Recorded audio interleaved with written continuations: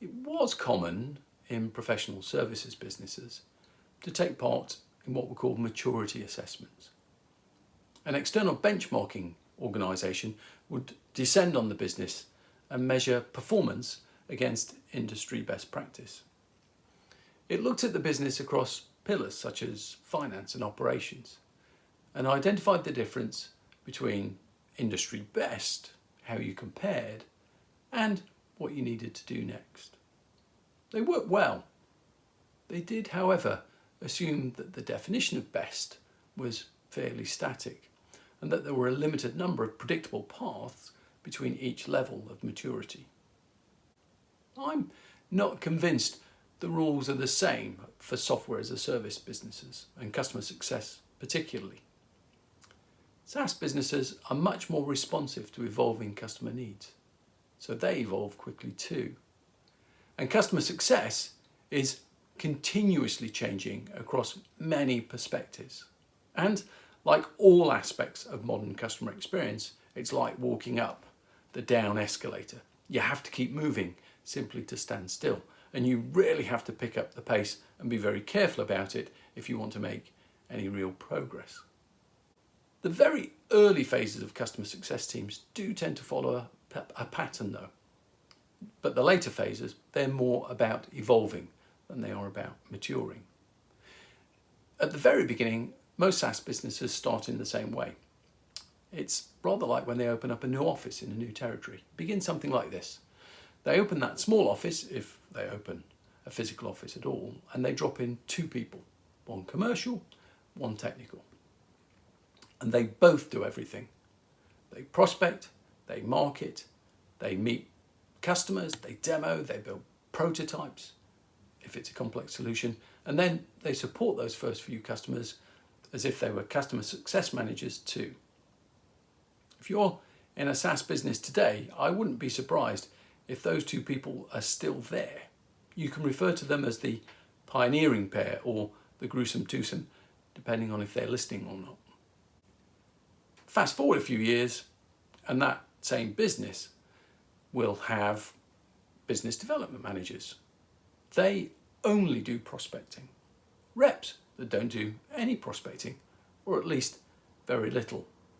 And most likely they're grouped into new business and account managers.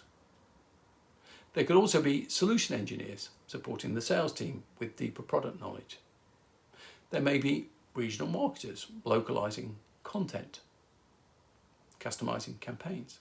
Trainers, project managers, is if the onboarding requires customization. A team of customer success managers too, and probably the portfolio is exactly the right size. And maybe they specialize in sectors too, so that they can bring industry knowledge to their conversations with the customer.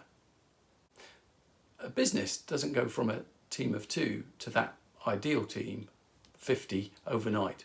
There are a number of organisational step changes. It's a game of musical chairs, not because the strategy isn't right or leadership is in any way indecisive. Rather, they're the necessary changes as the business grows and adapts. CSM teams evolve in the middle of this. Customer success was owned by both of those original 2 during the startup phase, after which it typically goes through 3 more phases. Firstly, the firefighting phase. At this stage, the organisation's being responsive rather than reactive. It's running to catch up, and though the team are growing, there never seems to be quite enough people. The activity is largely about enablement, getting customers to value quickly, and really about optimizing it. There's a lot of effort for the customer during this phase.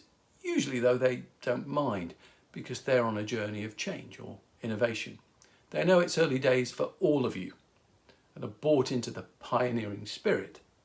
Still, it can sometimes overflow into frustration, which is why there may be so many escalations during the firefighting phase. After firefighting comes specialising. The CSM team have divested some of their non-customer responsibilities at this stage. They're getting less involved with prospects and have started to focus on customer renewal and customer success. They're thinking about processes, standardised onboarding, for example, and sometimes packaged or managed services. The customer isn't getting all of that early stage love anymore, but they're seeing fewer issues too. And most will appreciate the consistency of experience. Some communities might be forming, although it's unlikely there'll be a full-blown user group or advisory board at this stage. The evolving phase begins. The CS team have organised portfolios at this stage, and there's a real sense of partnership between individual CSMs and customers. The routine work around onboarding, enablement, and every renewal is happening for the most part. So there's time for the team to talk more often with their customers about the business outcomes and value they're seeing, as well as creating new value through expansions. The customer is also looking to get more value from their investment in the solution. So are expecting conversations about how, for example, they can influence the future product roadmap as part of perhaps a formal organised community.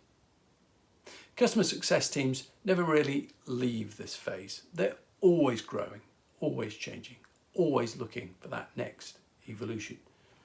Even if they've optimised within the team, the wider business and product will evolve in ways that require customer success to adapt to.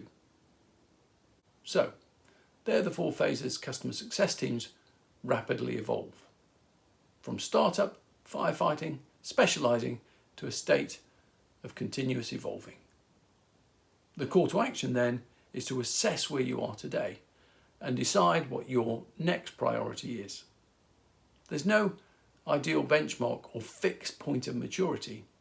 There are common perspectives, but your journey is unique to you. So, if you've made it to evolving, keep going. You've got this. And think about the direction you want to grow into next. And then get on with it. Walk up that down escalator. And if you need some help on working out what that direction is, then we've created a tool to help you decide. It's the Csm Evolution Evaluation. The details are there and the link below. And wherever you are in your evolution, then also check out Essential Customer Success on Udemy. It's the definitive course on customer success management. Also, the details are there and the link is below.